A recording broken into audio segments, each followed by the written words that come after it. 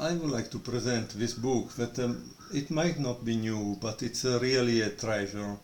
Why? It depends obviously from your style, what you want from a book. This complete manual of positional chess is in reality divided in two books. This is the book number 1, opening and middle game, and then there is the book number 2, and this is the book number 2, the complete manual of positional chess. It's about middle game structures and dynamics. Today I want to show you this one because it has something like nearly 250 examples of games, fragment of games, and that's how I like it, because I can replay it on my chessboard. But please pay attention to one thing. At the end of each chapter he puts additional resources. For example, here it's very small, the additional resources that are these games that you should see by yourself, or in some cases the additional resources can be even bigger. As you can see here, these are all games that the author asks you to watch yourself. In some cases he even puts the move from which you start the game. So the author is giving you exercises. But there are already some training positions also inside the book. So it's not that it's not complete. This is a real manual that will teach you how to play the middle game, in the sense that if you are exposed to this material, you will have all the right ideas that you should need to have, okay? I like it very much because my style is to replay the games over the chessboard and see if I can understand, remember stuff and so on. I don't like much to replay the game over a computer, because in reality when I go to play chess to a tournament, I play it on a chessboard, not on a computer. And also when I went to some clubs, there the beauty is to have someone in front of you and play it on the computer. So with that said, I want to start to present you some games from this book. Okay, the game I'm going to present is game 19, played between Konstantin Sakaev and Pavel Tregubov in St. Petersburg Championship Russian in 1998. Konstantin Sakaev is one of the authors. The other author is Konstantin Landa. I guess they have the same name, so it's difficult to forget them.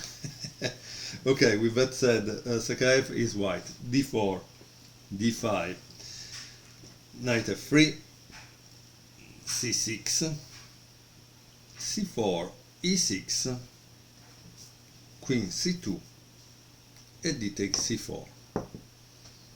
Queen takes c4, knight f6, and bishop g5.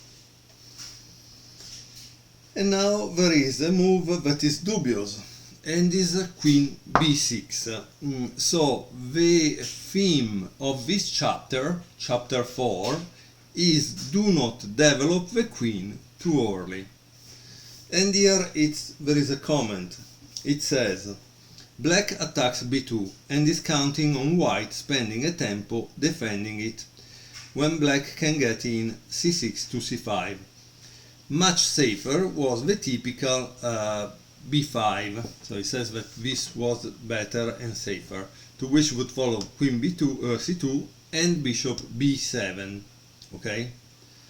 And then of course black continues with knight b d7 and tries to achieve the c6 c5 push, okay? So queen b6 is not a good move. Let's continue. How do you think white continues here? Obviously, if the theme is don't bring the queen out too early, you want the opponent to continue to move the queen. He is attacking this, which means you must not care, in a sense, okay? Why you must not care? Because you want to develop, bring everything out and attack his king that is still in the center. And in fact, this is what happened, knight b d2. Okay, in return for the pawn, white gains several tempi for development. Instead, if white would have played this, then black would have continued with this, and it would have justified the early getting out with the queen, okay? So knight bd2 is the refutation of queen b6. Queen take b2. Again, some people are afraid to give up a pawn. That shows that they are still not mature as players and maybe even as person, because sometimes you know, you need to give in order to get something. Okay, you need to invest and risk. If you never risk anything, it's difficult that you will achieve something, because if nobody risks anything, it's just a draw, right? Rook b1, queen a3.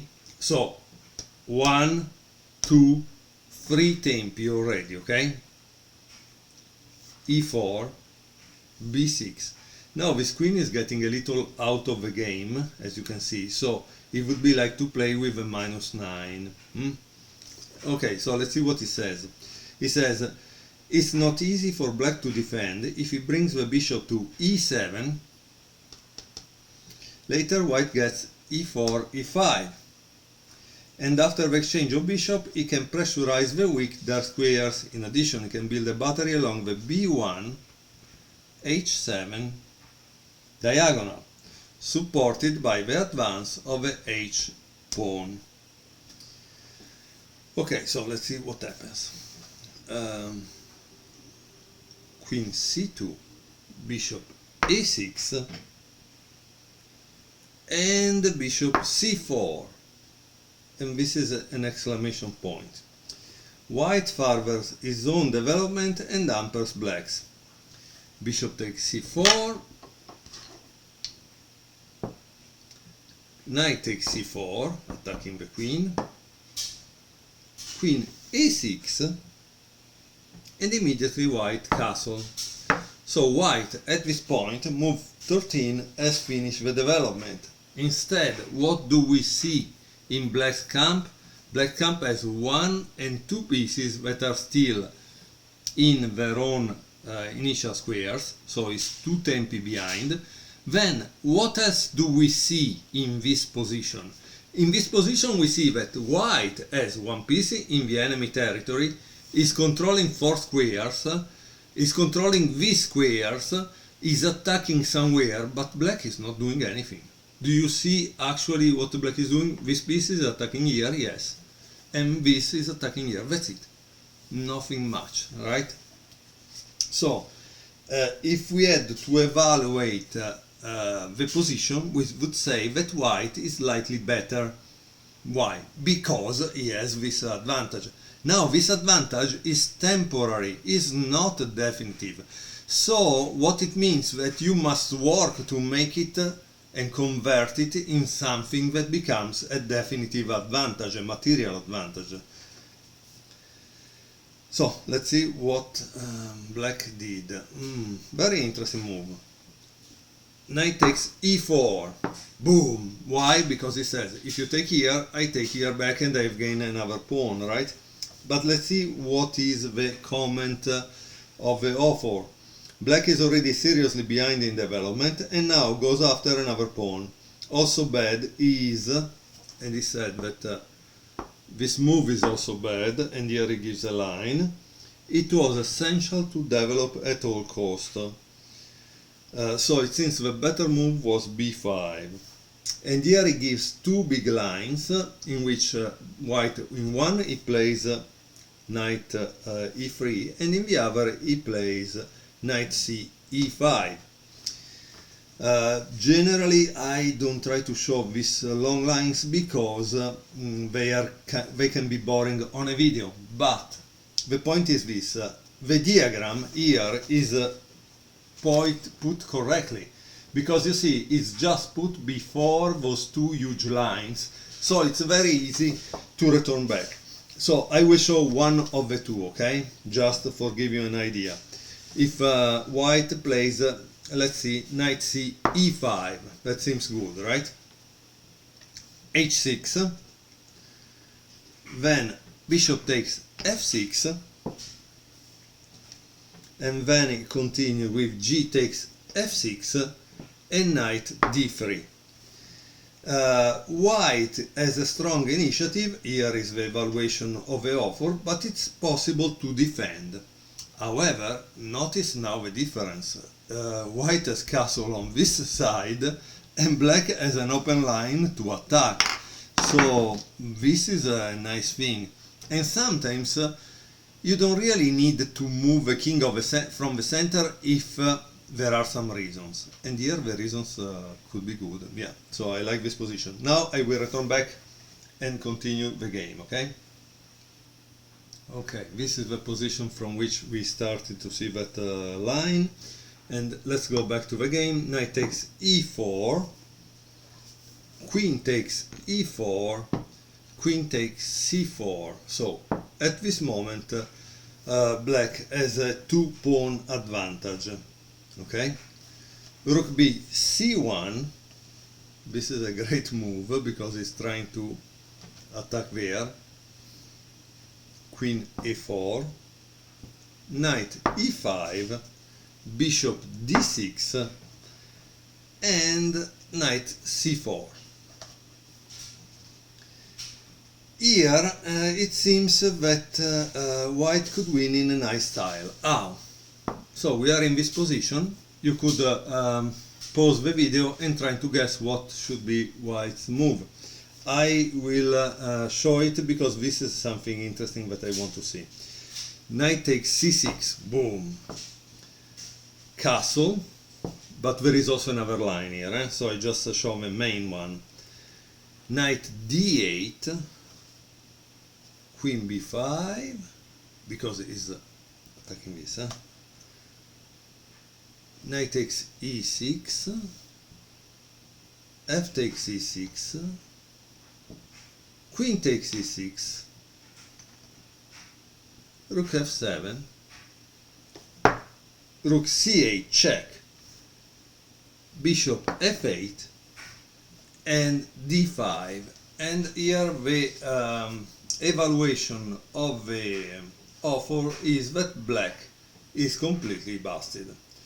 Very interesting. The point, however, that would be interesting, since this is like 5 moves line, which in a chess game means like thinking for half an hour, because sometimes they are not all 4s and there are some possible intermediate moves. It would be interesting to know if the author found it in his own analysis or if he used a computer to find it, because a computer maybe find this thing in like 2 seconds, but for us human it's a pain, like always. And now I will return back to the game. So I return back to the game. In the game there was this comment that said that white could have won playing this move, knight takes c6, but in the game he played knight c4, bishop c7. Again, it seems that white can win in a beautiful fashion if black plays this move. Okay, how? Let me show you, because also this is interesting. Rook c3, bishop b4, queen e5, bishop takes c3, a queen takes this. Okay, maybe this needs more explanation, but yeah, interesting to see this move. Why? Because obviously when we were here, what happens if he plays this, so you need to show this. I mean, there are probably other possibilities, and once he does this, in reality you can try also to attack the king in that way, right? So nothing, it's an interesting line, but maybe it needs a little more explanation, or we need to do our own homework. Let me return back to the game. So we were in this position, white played knight c4, and black, instead of playing bishop a3 that we saw is losing, played bishop c7, okay? To which obviously white continued trying to open the lines with d5. This is obviously a trick, right? Because there is knight d6 check and it picks up the queen. Castle, d takes e6 and knight a6. And here it says black underestimates the strength of the central white pawn. It was essential to play f takes e6 instead of knight a6. And here it gives another long line. Again, from the point of view of a reader, at this point, I am sorry, I need another diagram. Why? Because as you can see, there are a lot of lines here. If there was a diagram, I could follow them with the eye's mind, right? I can follow it inside my head. But without a diagram, it's a little more difficult, because the last diagram was like 6 moves before, okay? And so you need a diagram at a certain point.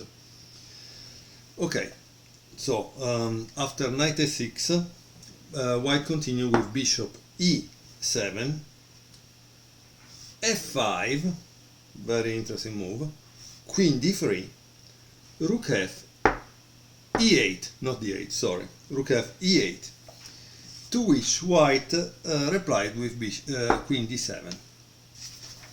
Let's see. The passed pawn on e6 decides the outcome of the game. Okay, wow.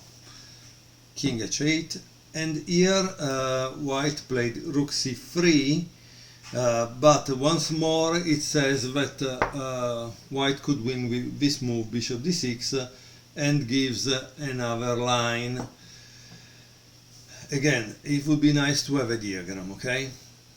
So rook c3, b5, there was also considered in the book bishop f4, and it shows how white wins. Again, a diagram would be needed. b5, and what else? And here there is finally a diagram after b5, but there are only the moves that brings to the win. So we are at move 24 for white. You could pause here, use this position as a training position, for example, and see how well you do, if you are able to finish the game or not. How did the game finish? Let me show you. Bishop f6, obviously threatening checkmate. Rook g8, knight e5, threatening checkmate. Bishop takes e5, bishop takes e5, oops, queen e4,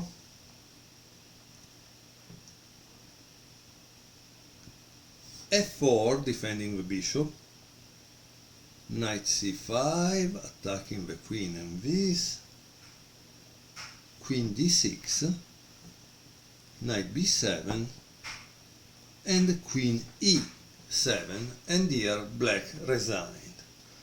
Okay, so why did black resign?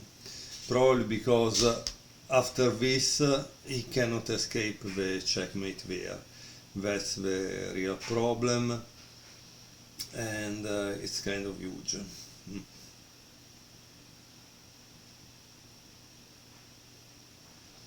So let's see, okay. I see that the king is a little out of picture.